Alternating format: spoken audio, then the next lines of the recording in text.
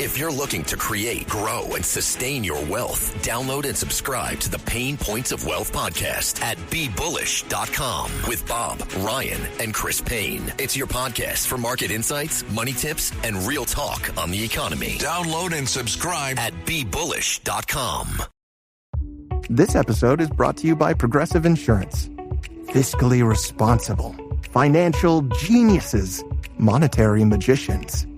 These are things people say about drivers who switch their car insurance to Progressive and save hundreds.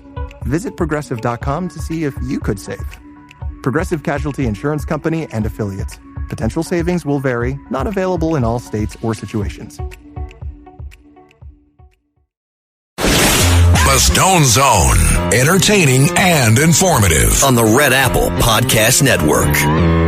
You are now diving into the deep end of the Stone Zone. Welcome in. No, it's not revenge or retribution. It's actually accountability and justice. You see, the criminal indictment that was announced for former FBI Director James Comey, as well as New York Attorney General Letitia James, has Democrats complaining incredulously about the massive abuse of power from the Trump administration. According to their rhetoric, the president is on an autocratic, unconstitutional vengeance tour. They say Trump is on a rampage of both revenge and retribution. They actually accuse Donald Trump of weaponizing the criminal justice system to go after his political enemies, and they also claim that he's trying to limit the free speech of his critics. These are, of course, exactly a perfect description of what they themselves have done over the last 12 years. Donald Trump's current drive to prosecute the cabal of criminals who, based now on declassified documents and multiple House investigations, most definitely launched a seditious conspiracy, the greatest dirty trick in American political politics, that included fabricating evidence to justify spying on candidate Donald Trump. Leslie Stahl still owes the president an apology for poo-pooing that on 60 Minutes. They also staged 2 impeachments after fabricating evidence of Russian collusion.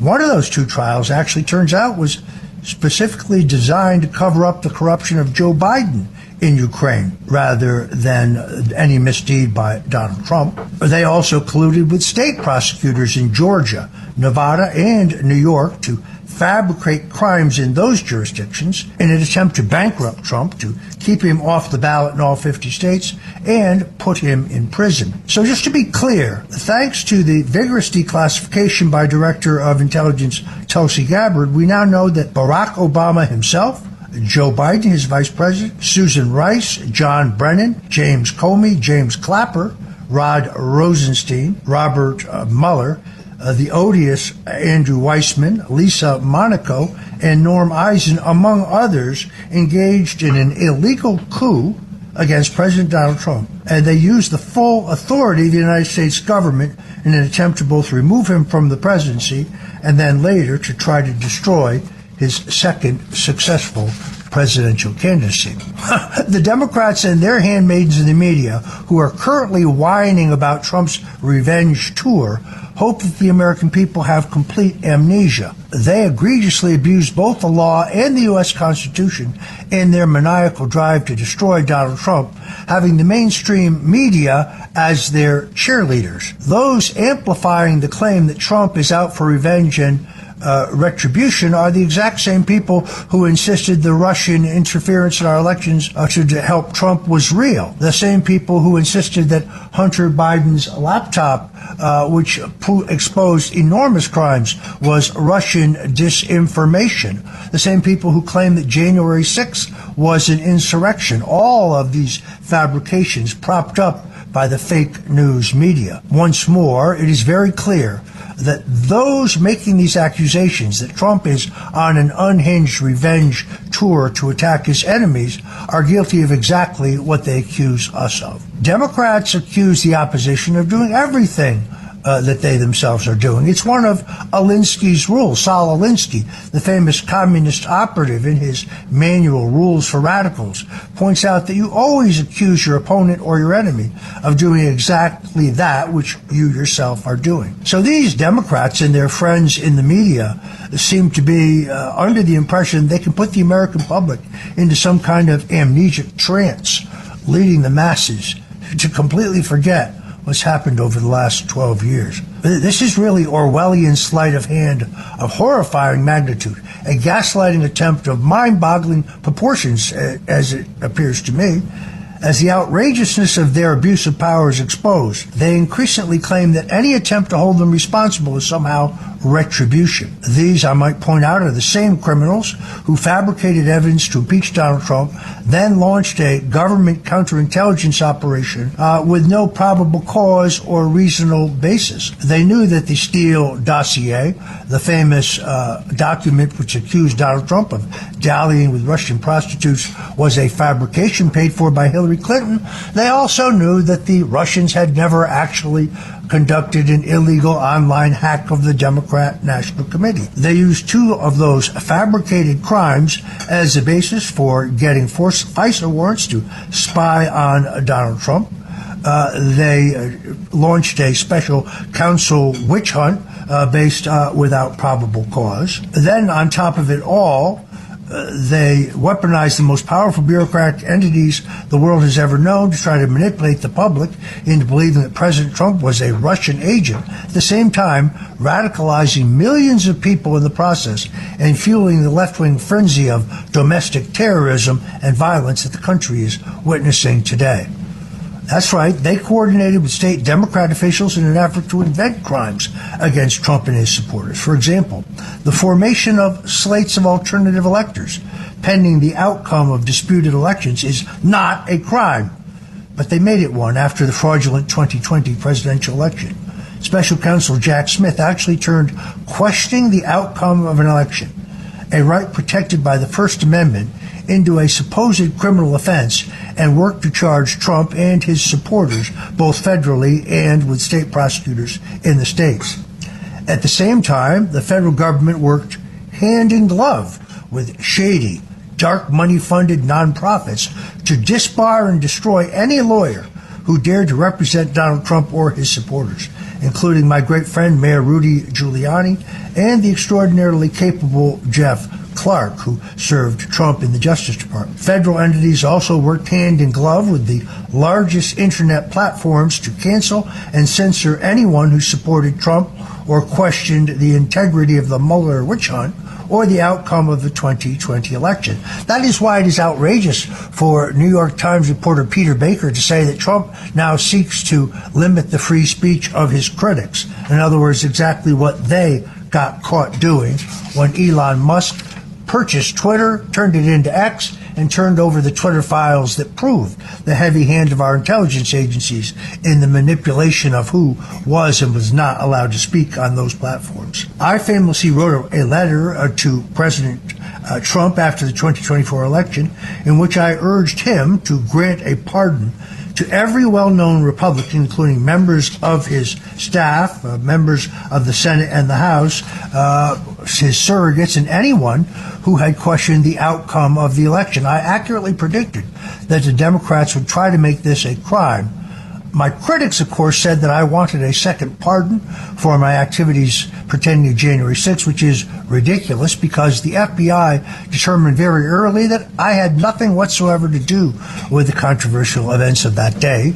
Claims that I met with members of the Proud Boys or the Oath Keepers the night before are categorically false. Any claim that I knew in advance about, participated in, or condoned, for that matter, any illegal activity at the Capitol on January 6th happens to be false, even though I know federal prosecutors, including J.P. Cooney, sought to see all my communications without probable cause. Sorry, I wasn't at the Capitol on January 6th. I know nothing about it. I also had no involvement in the effort to delay the vote of the Electoral College, although I do believe such activities to be constitutionally legal. And then there's January 6th. The vast majority of protesters on January 6th didn't commit violence, but many of their lives were upended for merely taking a stroll through the Capitol after law enforcement opened the doors. Hundreds of federal agents were planted in the audience, fanning the flames of a coordinated, clandestine operation to entrap Trump supporters and frame them as insurrectionists. They even twisted the law to indict many. They twisted the law specifically relying on a novel federal charge, obstruction of official proceeding under 18 U.S.C. 1512C2, a vestige of the corrupt Enron investigation, where corrupt federal prosecutor Andrew Weissman's conviction were unanimously overturned by the U.S. Supreme Court 9-1. But D.C. judges and prosecutors used this charge to unjustly charge, incarcerate, and ultimately torture and abuse many until the U.S. Supreme Court stepped in and rejected its use. The misappropriation of this law was clearly promoted by one of the chief architects of the Russian collusion hoax, the stolen election, and the 2024 lawfare against Trump, Andrew Weissman himself. In New York State, it's even more outrageous. They changed state law to facilitate a prosecution against President Trump in a sexual assault civil case with no evidence, filed by a woman with a history of making deranged and bizarre statements. New York Attorney General Letitia James prosecuted President Trump over the estimated value of his assets, accusing him of tax fraud, similarly to what she is ironically now facing charges over. They convicted Trump in a hush money case, even though they could never demonstrate any underlying illegal act. So they illegally spied on Trump's presidential campaign, and they later spied on 8 U.S. senators.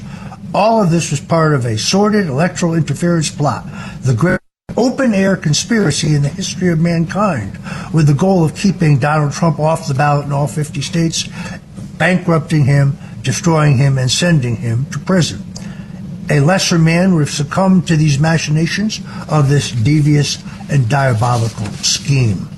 President Trump, however, was able to defy the odds in an almost superhuman manner to overcome these seemingly insurmountable obstacles, even surviving an assassination attempt when a sniper incomprehensibly was allowed a free shot at his head as Secret Service agents stood idly by. His life was spared for a greater purpose, and the president knows that. In light of this incredible string of events, the mandate is for justice to be served through an unprecedented crackdown against those who turned America upside down in their desperate attempts to cling to power. The extra legal events of Jack Smith are particularly extraordinary. Getting a D.C. judge to rule that one of Trump's lawyers, Evan Corcoran, had to testify against him and turn over all of his work product.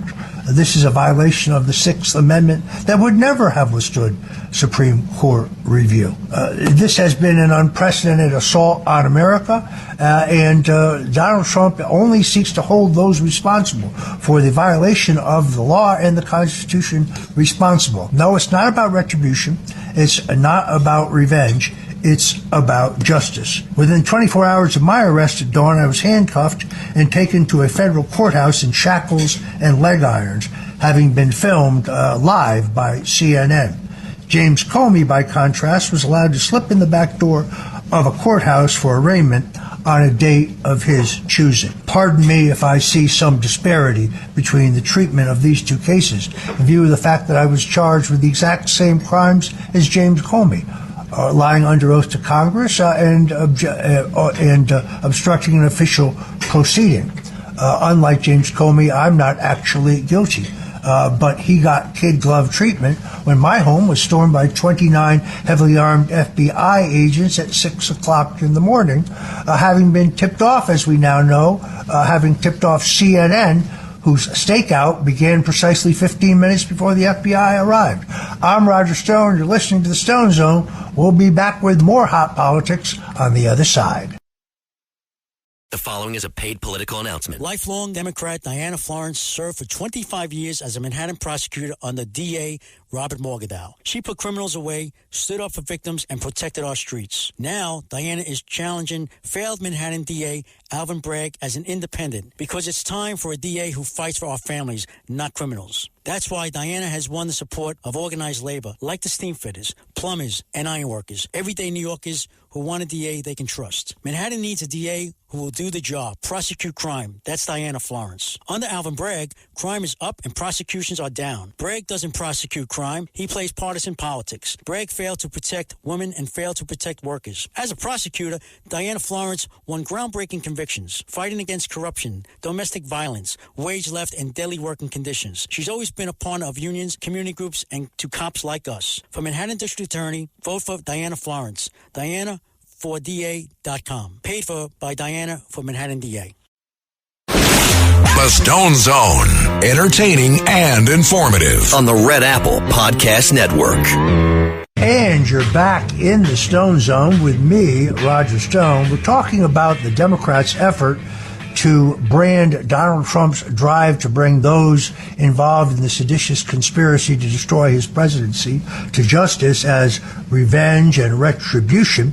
But I'm particularly focused on the exploits of Special Counsel Jack Smith. As I said, Smith actually got a corrupt D.C. judge to order Trump's lawyer in the so-called documents case to testify against his client and also provide all of their legal documents. This is a clear violation of the Sixth Amendment. Smith also took the very rare step of presenting his evidence against Donald Trump in the so-called documents case to a D.C. grand jury, where he knew he would have sway, and then had the testimony read to a Florida grand jury in order to secure indictments in that state, since that's where the raid at Mar-a-Lago took place. See, the point of the raid was to get the documents that were recently declassified by Tulsi Gabbard that prove that there was a cabal and that they were desperate to get back the evidence that Donald Trump had quite legally held on to. No lawyer I consulted said that this idea of reading the grand jury testimony of a D.C. grand jury to a Florida grand jury would pass muster. Just another example of Jack Smith bending the rules in his mania to get Donald Trump. In the Soviet-style show trial that I faced in Washington, D.C., the judge specifically prohibited my lawyers from arguing that I had been selectively prosecuted or that there were political motives in my indictment. I was also gagged unconstitutionally because the judge said my public defense of myself might taint the jury pool. She actually extended that unconstitutional gag to my wife and my entire family. None of them were allowed to comment on my case. I appealed this gag ruling to the D.C. Court of Appeals, which sat on it for 8 months, only to reject it days before the trial, saying it was not ripe for decision because I had not yet asked the judge, Judge Amy Berman Jackson, who had placed the gag order on me to begin with, to remove it, which of course she never would have done. In that 8 months, when I was not allowed to speak, I took sustained damage from the daily attacks of CNN and the Washington Post. So I say yet again that we have a disparity here. Are they going to gag James Comey? Are they going to bar him and his lawyers from arguing that he is the target of political retribution, that his prosecution is political in nature, that he's been selectively prosecuted? Breaking news, we just heard that James Comey and his lawyers are going to question the legality of the appointment of Lindsay Halligan, the incredibly attractive, independent, temporary, or I should say interim U.S. attorney for the Eastern District of Virginia, who's prosecuting Comey. So will Comey be gagged? Will Comey be all limited in his defense the way they limited me? This remains to be seen. This is going to be a very interesting trial. It's very clear that James Comey now seeks to avoid trial by attempting to question the authority under which President Trump filled the vacancy created by firing the previous U.S. Attorney, Eric Siebert, who turned out to have an incredible conflict of interest in the Comey matter. You see, his father-in-law was the godfather to James Comey's daughter. We broke that news right here in the Stone Zone. For more hot news, stay tuned to the Stone Zone because, well, we'll be right back.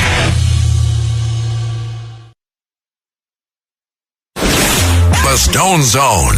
Entertaining and informative. On the Red Apple Podcast Network. And we're back in the Stone Zone. I must say that the surprise standout in Donald Trump's incredible cabinet turns out to be Secretary of State Marco Rubio, Who'd have thunk it? Rubio, of course, famously ran against President Trump in 2016. Trump called him Lil Marco. They really clashed on the debate stage, but Marco Rubio was very smart. He repaired his personal relationship with President Trump during Trump's 4 years as president. They worked together very closely on fighting communism in this hemisphere. Now, I supported Marco Rubio when he was the Florida House Speaker, and he defeated one of the greatest political switch hitters of all time, Governor Charlie Crist, then running for the Republican U.S. Senate nomination in 2010 at the height of the Tea Party era. In fact, Rubio ran such an effective campaign that Crist bailed out of the Republican primary, decided to run as an independent, where he was ignominiously defeated. It was only then that Charlie Crist, who'd been a successful Republican Attorney General and Republican Governor of Florida, switched parties, went from being a Ronald Reagan Republican to being a pro-Barack Obama Democrat. There's a famous joke. An independent, a Republican, and a Democrat walked into a bar, and the bartender said, "Hi, Charlie." The Bush machine in Florida was vehemently opposed to Marco Rubio when he ran for president in 2016. I remember very clearly, the Bush people were very angry. They thought it was Jeb's turn. They also felt that Rubio owed them because they had supported him in his quest for the U.S. Senate. Although I was a strong supporter of Donald Trump, I also felt that Rubio had every right to run, and the wait your turn sense of entitlement surrounding Jeb Bush and his entourage was frankly extremely offensive to me. Jeb Bush's campaign slogan seemed to be, "Father, Father, tell them it's my turn to be king." None of them, of course, saw this brash businessman, the billionaire from New York, coming. The political elites laughed at his candidacy, wrote him off as an anachronism or a cartoon character, never understanding that the people were hungry for real answers and real solutions to America's problems. Because Rubio had risen from the politics of Miami-Dade, he has always been a strong anti-communist, particularly in regard to Cuba and this hemisphere, which is actually why I've always liked him. Now, however, Rubio is fulfilling his potential by expertly implementing President Trump's America First foreign policy in his role as Secretary of State. In fact, only yesterday, President Donald Trump said it. He said that Marco Rubio would go down in history as one of the greatest Secretary of States of all time. Let's listen to the president talking about Marco Rubio. A man named Marco Rubio, who is also here. That's right.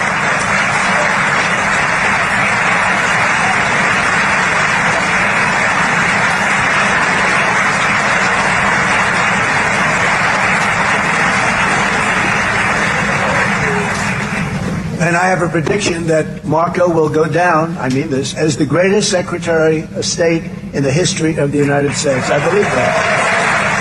I believe it. And he and I, we really fought it out. You remember, he was tough. He was nasty. Who the hell thought this was going to happen, Marco, right? And now I'm saying he's going to go down as the greatest. He will.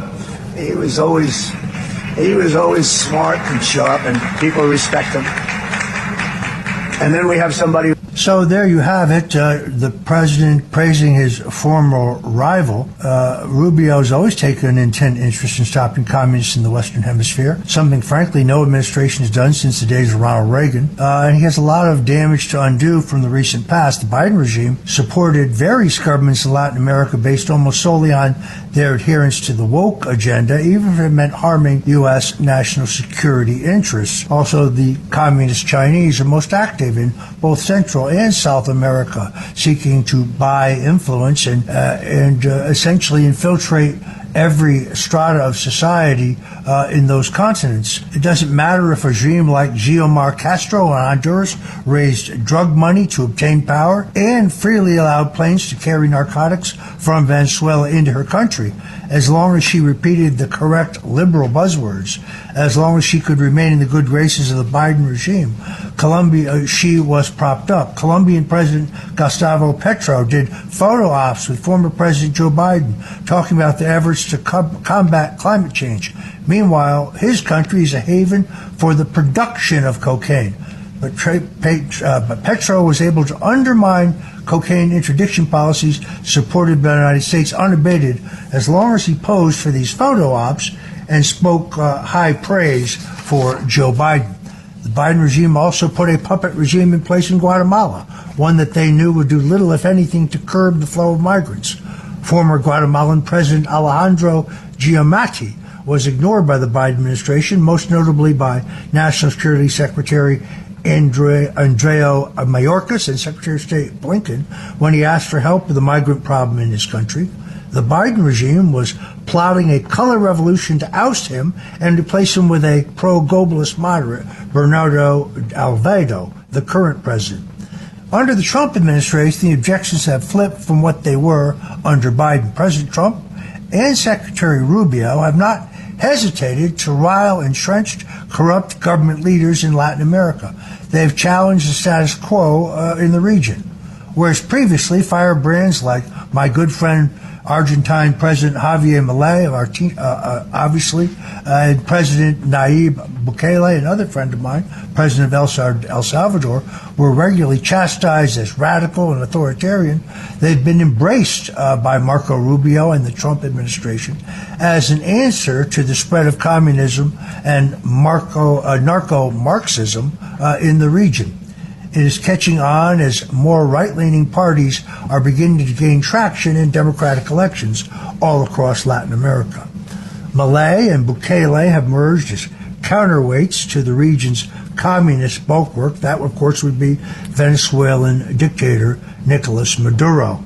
Maduro, of course, is a major league drug trafficker, now trying to reposition himself as being tough on the drug traffickers, but they're all just talking points.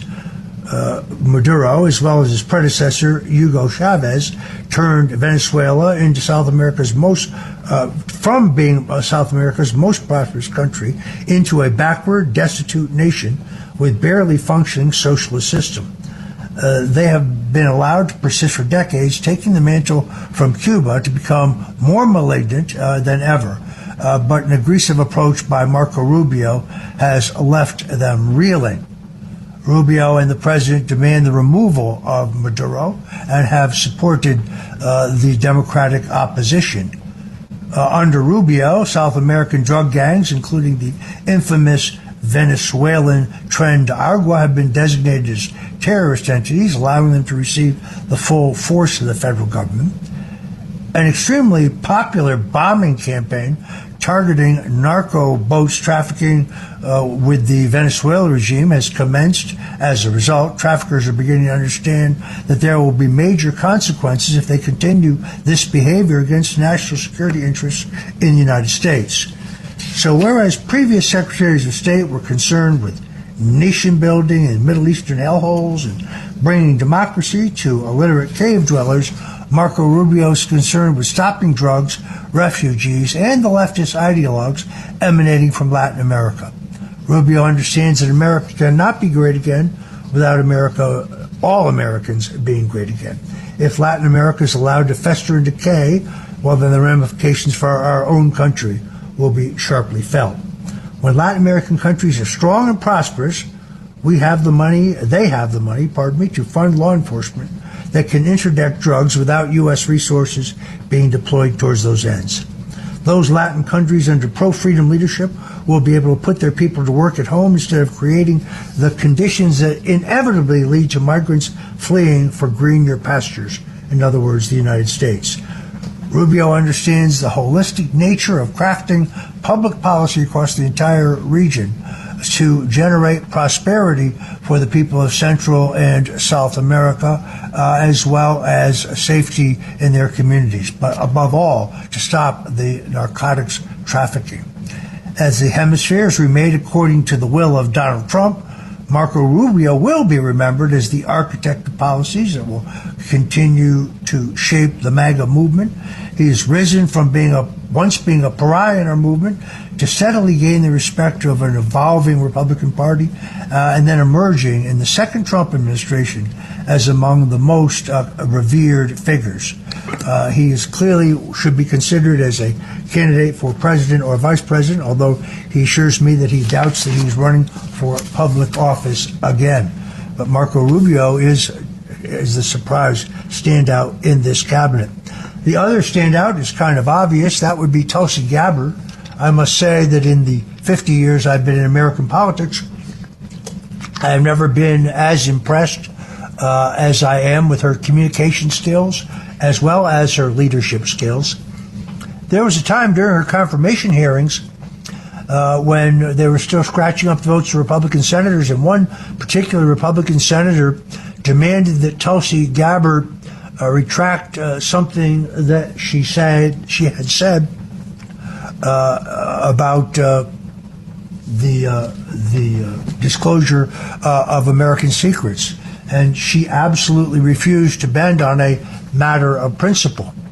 She, of course, is a lieutenant colonel in the U.S. Army Reserve, a combat veteran who served her country well in Iraq.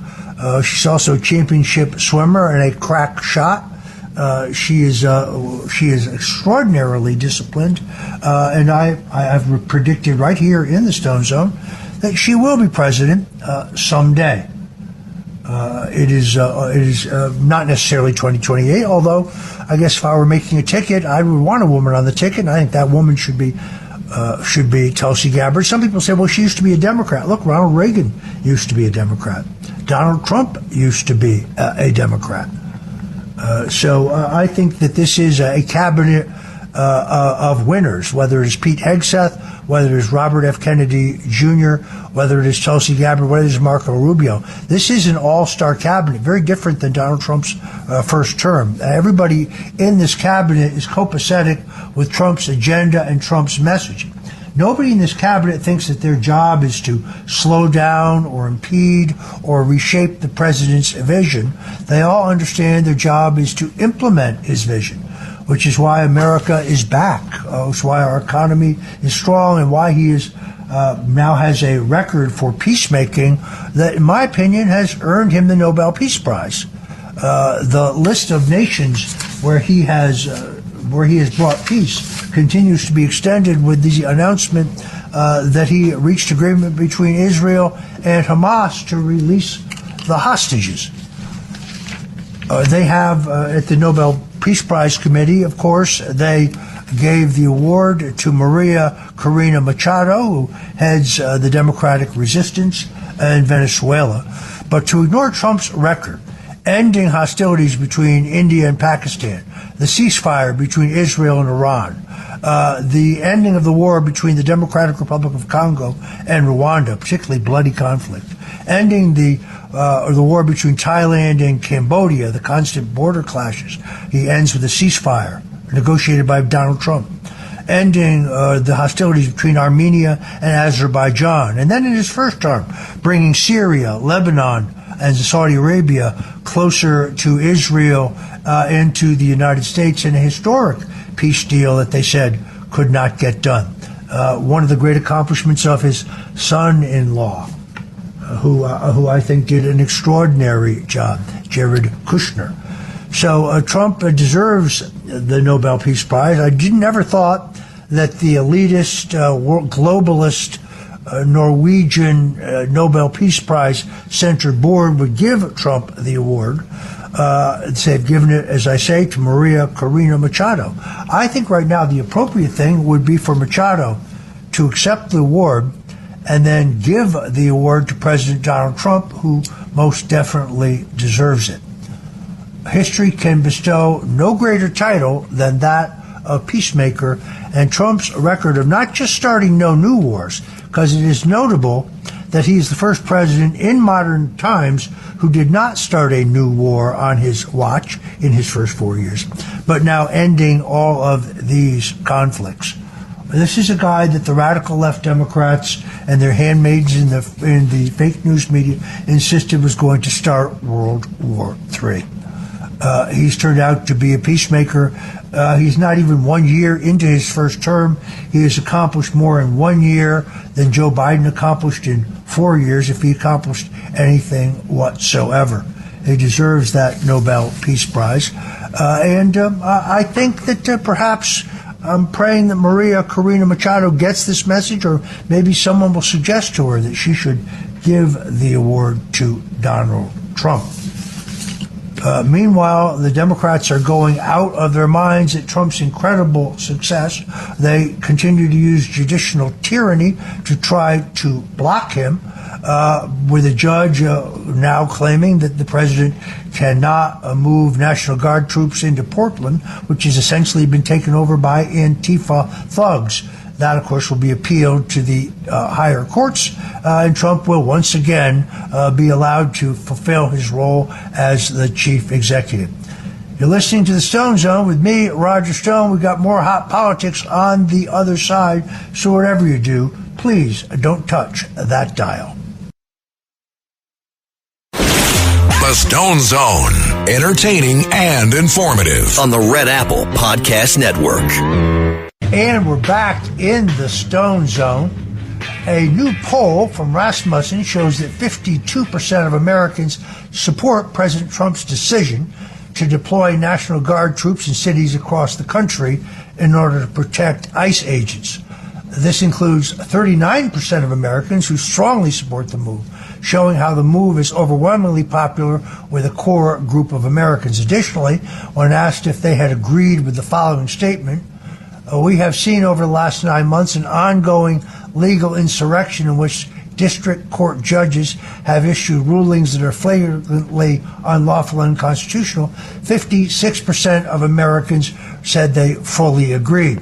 So even though the Democrat media apparatus and the deep state have been attempting to demonize Donald Trump as an authoritarian, claiming that he is bent on some revenge and retribution tour when he's simply trying to hold those who violated the law and the Constitution in their efforts to destroy him accountable, the American people clearly don't see it as the fake news media is spinning it. They see President Trump as a patriot who's fighting to save his country by getting illegal immigrants out of the country. They also see the system revolting against him to protect criminality. It not only takes a political courage for Donald Trump to engage in these battles, it also shows Trump's strategic acumen, something I recognized as early as 1988 when I first urged him to look seriously at running for president. He's taking bold stances that are supported by a majority of the public that also backs the Democrats into a corner and forces them to stand with illegal immigrants, stand with men who want to play in women's sport, and stand with violent leftist rioters. We are truly blessed to have a leader like Donald Trump in the White House during these extraordinary and precarious times. Meanwhile, CNN's Christiane Amanpour was forced to apologize after claiming that Israeli hostages, now released to freedom after President Trump's peace deal, received treatments from their Hamas captors that was, quote, better than the average Gazan, inferring that Israel is the aggressor and the bad guy in this scenario. Now, keep in mind that the Israeli hostages were murdered, raped, and beaten savagely by their Hamas captors. But in the minds of the fake news media hacks, it's really the Israelis who are at fault for refusing to take Hamas terrorism lying down. In her very insincere mandated apology, Amanpour said, I also regret saying that many have been treated better than their captors. I am horrified by this entire event, but then I don't get my news from CNN for the same reason I don't drink out of the toilet. So very different than here on the Stone Zone, where we bring you the stone cold truth. CNN, the New York Times, the Washington Post, the Wall Street Journal, the Associated Press, these are not news outlets. These are propaganda fronts in which they lie to you again and again, backing the national narrative of the Democrats in their anti-Trump frenzy. If you're looking for the actual facts, if you want to know what's going on, the inside skinny on American politics, then stick with us here every day in the Stone Zone. Till tomorrow, God bless you and Godspeed.